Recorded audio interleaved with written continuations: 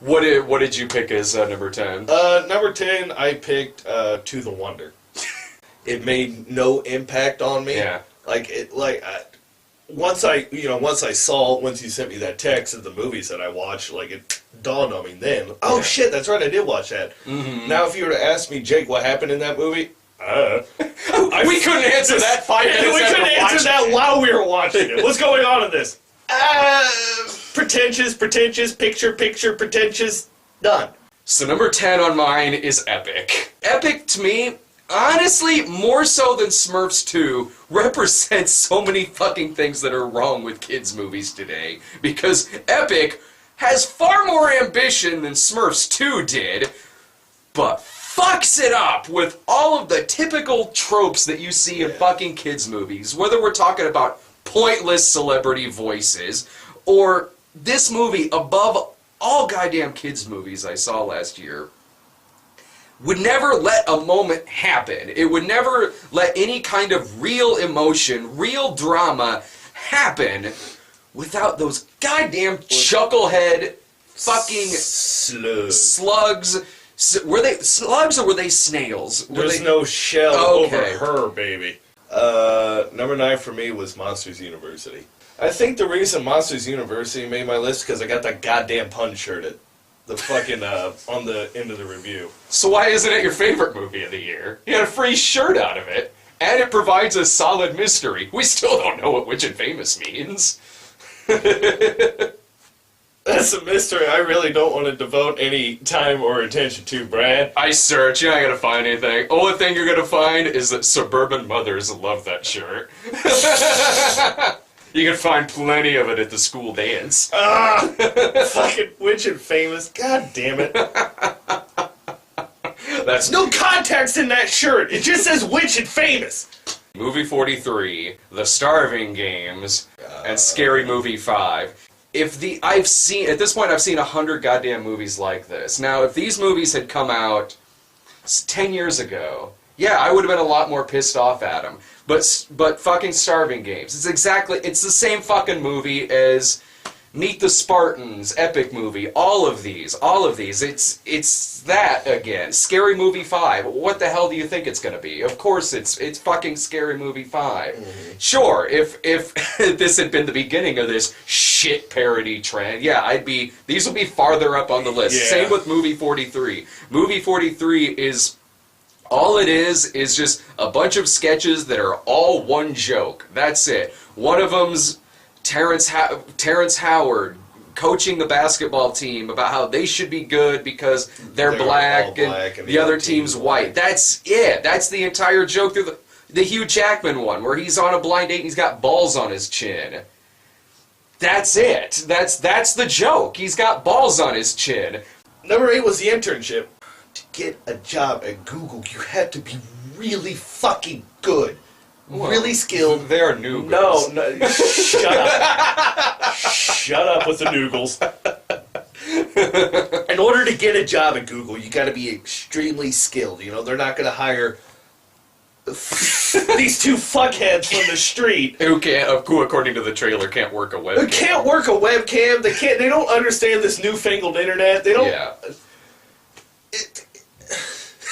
It's literally Jesus.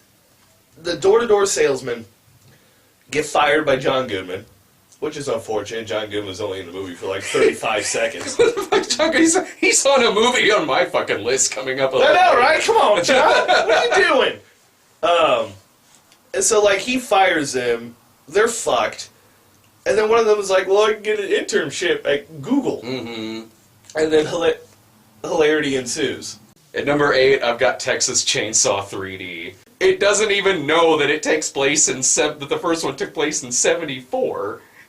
According to this movie, the events of the first film take place in the late 80s, early 90s. Even though the poster says back in 1974.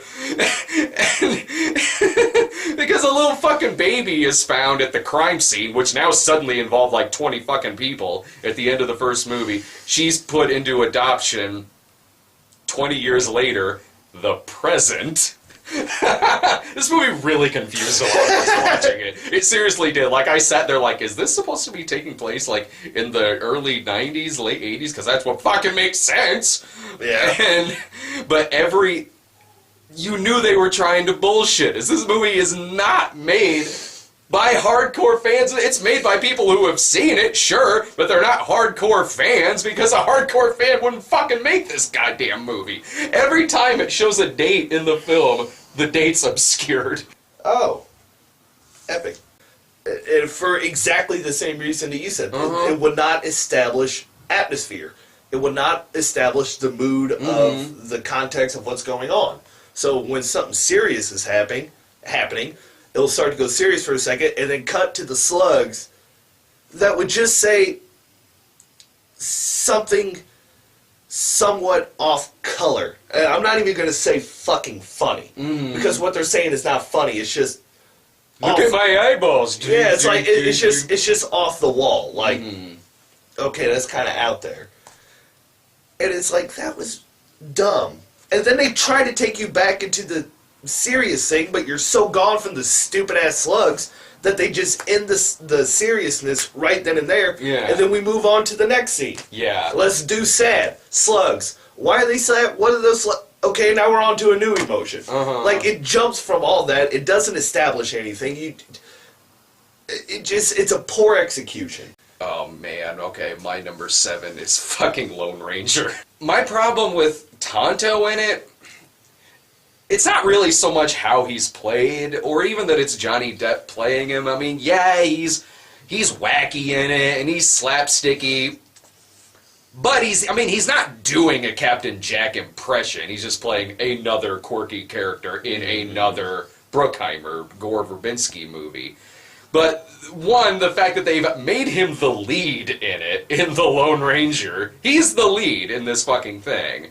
The movie bookends with him. It's him telling the story. It's pretty much his point of view. The plot itself is ripped off directly from Who Framed Roger Rabbit. And the Lone Ranger himself is the biggest ninny of an action lead I've seen in goddamn years. R.I.P.D. Oh, man. Oh, this is so bad. Like, it's MIB with Ghost without any of the MIB charm. Yeah. It really, there's no charm in this. Like, even it was movie number 2 of Ryan Reynolds that I saw. Oh, okay, I remember the other one. All right, yeah. Yeah, it was number 2 of the Ryan Reynolds movies that I saw. At least this one was better than the other Ryan Reynolds movie I saw. I've got as my number 6, Hangover 3. Hangover 3 sucks. Like, okay, like, it is technically more well-made than Movie 43 and those other movies that I mentioned. This one's higher on the list. It just annoyed me so much goddamn more. God damn it, it pissed me off so much more. And, like, I can, as bad as those other comedies were, I can, in all 3 of them, quite honestly, at least think of a moment where I would have gone like, huh, like that. This did not even have that. I did not laugh once in this goddamn thing. Yeah, Turbo. The snail is fast. The snail is fast. The snail is fast. The snail, that's all I fucking remember from Why the that. fuck didn't that get a nomination for Best Song at the Oscars? I know it was on the short list for it. That Snail is Fast song? Yeah. That is what our music has degenerated to. Well, it didn't get the nomination, but it was the fact that it was considered, and all it is saying that snail's fast. Snail is fast over and over and over again. This is where the music. This is what popular music is. Is this? But you get to listen to the song over and over again to the same stupid beat, and it tells you exactly what the movie is about. It's a fast fucking. That movie was dumb. That movie is really dumb. My number 5 is Paranoia. It was a corporate espionage thriller about cell phone companies. It was like The Departed if The Departed weren't about gangsters, but about cell phone companies. That's the goddamn fucking movie. Really? Yes! It's fucking Liam Hemsworth gets in trouble for taking the business company card out and having a party. So instead of arresting him, Gary Oldman, who is his boss at a large cell phone company, hires Liam Hemsworth to go undercover at the competing company that Harrison Ford is running so that Liam Hemsworth can find out what their brand new phone is so that Gary Oldman and his company can release it first. And it is fucking deadly. Freebirds. The concept of two turkeys going in time to stop the first Thanksgiving so they don't serve turkey. They didn't serve turkey on the first Thanksgiving. So it makes... Like, they had that disclaimer. Yeah. They actually had to put the disclaimer before the fucking movie started. It was like, hey, this isn't historically accurate. Oh, well, no thank fucking you. shit. Oh, man. Like, are you guys leaving. getting mad because this is not historically accurate? This is just supposed to be a movie. But you don't send the turkeys to go back in time to stop something that never fucking happened. At least other time travel movies, there's a reason why they go back in time. You know, at least the reason makes sense. These turkeys want to go back to stop the first turkey from ever being served on the first Thanksgiving when the first turkey was not served on the first Thanksgiving. There was no turkey involved. Now they serve pizza, right? Yeah, it's fucking pizza. It's fucking Man of Steel. It's just, the whole movie is exposition. That's it. It's an entire movie of exposition dialogue where no one is allowed to be an actual goddamn person, an actual fleshed out, three-dimensional fucking character. It's all about exposition. It's all about what is the next fucking action sequence that's going to happen. And then when it is, that entire end... Have you seen the movie? No. Okay. The entire climax is how not to do that kind of sequence, which was straight out disaster porn. I'm sorry, it was. This is a movie where Superman flies a dude into a working gas station that blows up. I got Planes. Like, just watching it looks like a direct-to-DVD movie. Not as bad as, you know, let's say Oogie Loves, but still very obviously should have just been a direct-to-DVD. Like an obvious spin-off from Cars. Was it? And they didn't use my Jet Setter idea. No, they decided to do Planes 2 Planes instead of Jet Setters. Fucking assholes. What did you end up thinking was worse? That or that movie or Cars? The Cars movies? Planes. Planes was worse? Oh, yeah. My number 3 is The Host. These aliens that you probably could have made an interesting story out of, but it's a movie about a girl who's arguing back and forth telepathically with the alien who's taken over her body, and her real subconscious is fucking arguing with her because she's jealous that she's kissing her fucking boyfriend. That same fucking tweeny bopper romance shit, and I don't get... It's like having Nicholas Sparks write an adaptation of Blade Runner. Like, it makes no goddamn fucking sense that this shit is in this... I'm 20 minutes into this goddamn thing of her audibly yelling telepathically at the alien girl, "No, hey, you stop that, icky, gross, that's my boyfriend." I lean over to Sarah, because I know of course she's read it, like, I lean over, that's why she was there. I leaned over to her and I'm like, "Is the book this goddamn stupid?" And she's like, "Not this stupid." Smurfs 2. Bad. The concept of it, the humor, the comedy, the timing, the pace, everything about this movie was just off. Everything about it was just bad. And some of the ill-placed puns in it. Now, I don't have the hatred for puns that you have, but in this one, when the duck is freed, or no, the duck is freeing other ducks from a restaurant so they don't get eaten, he's referred to as Martin Luther Wing. Martin Luther Wing. Yeah! That's right up there with that fucking Oogie Loves, with that J. Edgar, the Hoover vacuum. The Hoover what vacuum. Okay. It's fucking Grudge Match. There, that's my fucking review of the goddamn movie. That was me sitting through that goddamn thing, beating myself in the head with my own fucking hat. Grudgement Day. It's fucking Grudgement Day. But, man, okay, it wasn't goddamn funny, and this is the kind of goddamn movie that it has a running gag in it about a character whose name is BJ. Has a running gag about a character whose name is BJ, and then it has this stupid little kid moment where he wonders why the name is so fucking funny, and they tell him it's because it means butterscotch jelly beans. So, oh, Daddy, I hope I have 50 of those when I get older. You're gonna need to get a little older for that one. So he can get chocolate wasted. Walking with Dinosaurs. So the voices were that bad. Dude, it rips you out of it. I mean, like, I knew bad, but worst movie of the year. Look, like, bad voice acting is one thing. Having irritating characters is one thing. Yeah. You know, like, the characters... Like, I like the dinosaur characters more than, let's say, the characters that I saw from, like, the Slugs, for example. Oh, sure. But the Slugs were supposed to talk. Yeah.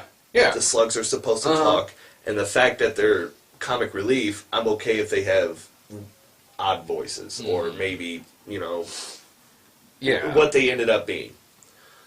Walking with Dinosaurs, when it was first pimped out, when the trailers first came out, there was no voice over, period. There was none. There was a beautiful musical score. There was fantastic cinematography going. Yeah. 3D looked great. Mm-hmm. You know, everything was just saying, this is the dinosaur movie. They have finally done it. The movie that they've been trying to do for years. They've been trying to do for the past 30, 20, however many years. Like, they're finally going to do it. Mm-hmm. And this is why I don't go into movies anymore with any kind of expectations. It's fucking Die Hard 5. This movie, I can literally say no good things about this movie. Not in the direction, because it's fucking shaky cam shit. You can't tell what in the fuck is going on. Not in acting at all. This movie makes good actors look terrible. Like, I don't think Jai Courtney's that bad. He's horrible in this. Bruce Willis is even trying. The script is nothing. The entire dialogue is just the father and son bickering at each other with father-son analogies. Like, it's like someone took a couple of the father and son jokes from Last Crusade, which in that movie were funny, but it's like people took a couple of those and just decided that that's what the whole fucking movie is. It's just that between the two of them. Like, the bad guy's hugging his fucking daughter, and they're standing there like, why can't we be that kind of family? Oh, but we're not the hugging family. That's it! The whole fucking dialogue is that. And aside from that, even, like, just personally offending me as a Die Hard movie. Thanks for listening to us ramble. See you guys. Bye. Love you all.